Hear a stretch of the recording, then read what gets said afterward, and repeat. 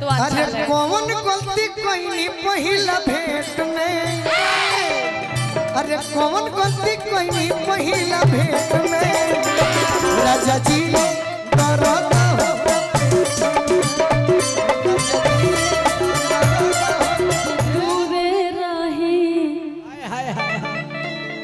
तनिको मिजाज नहीं खे कि अपना आदत से आवो तनी बाज नहीं खे।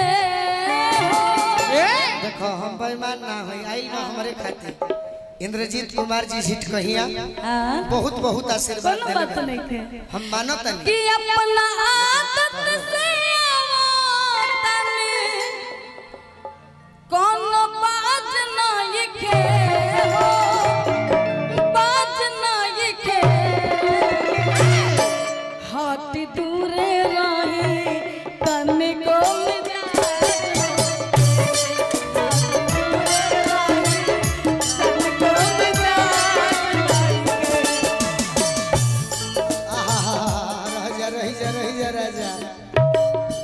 चलत रहे हमरों के सोचे दलो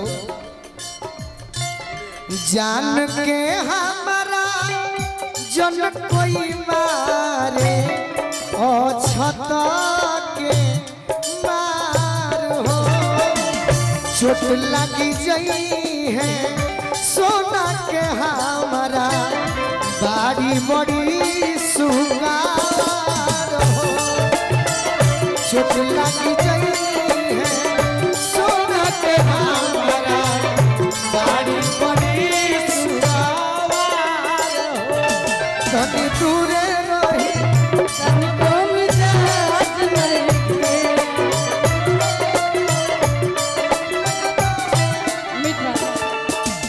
रानी हेलो पॉइंट मदरसा चौक वैशाली, उनके तरफ से बहुत सारा प्यार आशीर्वाद मदरना सॉरी एकरा के देखो हम कैसे बोलत नहीं।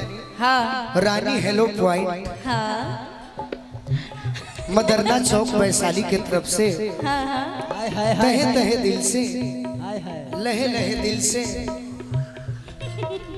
जिन साहब ने दिया रुपया उनके ओठों में लाली, अच्छा मैं उनकी जीजा लगूंगी, अच्छा वो मेरी लगेंगी साली, अच्छा मैं उनको तहे तहे दिल से लहे लहे दिल से शुक्रिया अदा करती करती करती और तानी दूर रहे।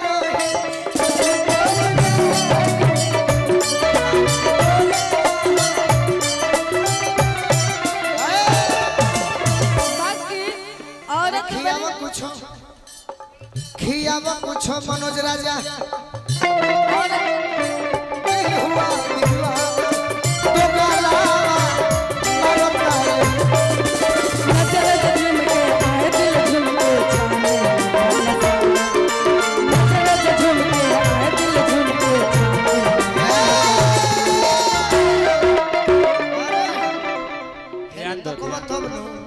ये कौन सा लय है दीदी, हिंदी में कौन लय है हुई जन बजौले है? नजर झुमके आए दिल झुमके छाने लगा। बाकी भोजपुरी में तो हर मेहरारू कही कैसे हमारा अस्पियावा के पाक अच्छा तो गलावा मरता है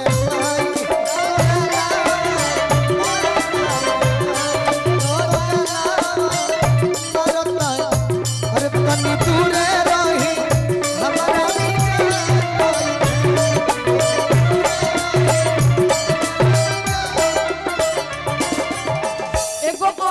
सुंदर भाव में अच्छा अपना राजा जी से सुंदर भाव में रह जा पागले हो वैशाली जिला में अच्छा एगो तू ही एगो लड़की बाड़ू, अच्छा बहुत गायक हुई है बहुत गायिका हुई है, लेकिन वैशाली जिला के नाम अगर के हो रोशन करी तो दीदी राज ही करी हो, इनका के सब आशीर्वाद दे रह जा पत्नी बन के। अब एक बार ताली बजा दीजिए, थोड़ा सा नहीं ताली बजाते रहिएगा तो और मजा आता है। बाकी आपसे कहना है आप हमके हमको क्या बहुत कहना? मानते हैं, मुझे पता है कि स्टेज पर जो रिश्ता है वो नहीं लगता। कौन गलती कोई पहिला भेंट में, अरे कौन गलती कोई पहिला भेंट में, राजा जी दर्द हो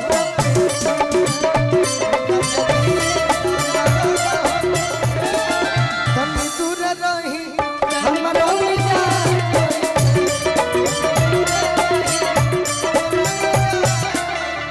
औरत बड़ी सुंदर भाव में तनी होने चल जा गोलू राजा ऐसन पति देव है।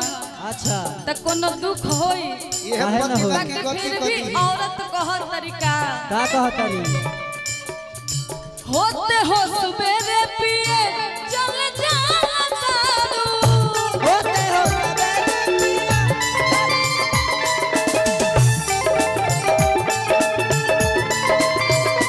कम जब परसैया आवे में हरा।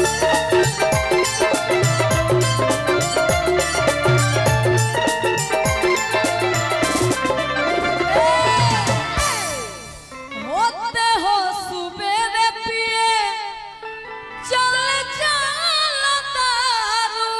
हमारे के मत कहिए, अरवा के न कहत ये सबसे हम दोस्तियों ना करिले। काम जब पड़ता यार आवे में हरारू,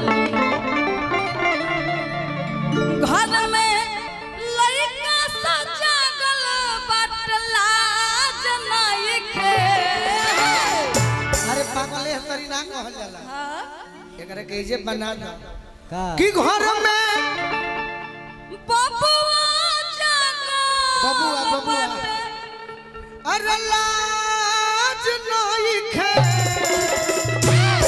हाथ दूरे रही तन को में जो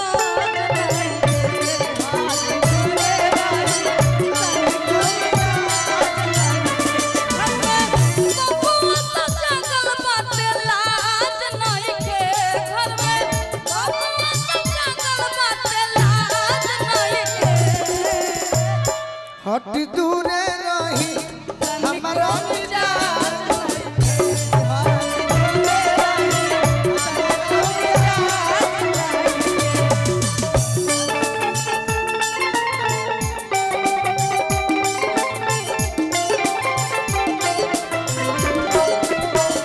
ओ भवा के ललिया कनवा के बलिया अखियां के तहरा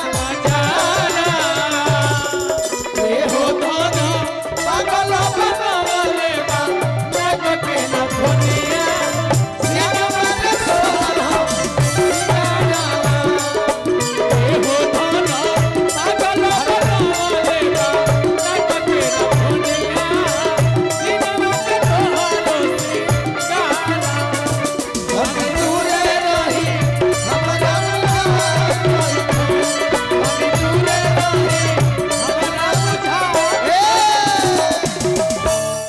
एगो पुरस्कार बोल रहे हो अदिति जी, हाँ बोली। आकाश पटेल जी शामपुर के माध्यम से बहुत बहुत आशीर्वाद दिले बनी। अब तने एगो हमारा जो प्रेम के बात कहब हाँ कहे लोगों खुश हो जाए।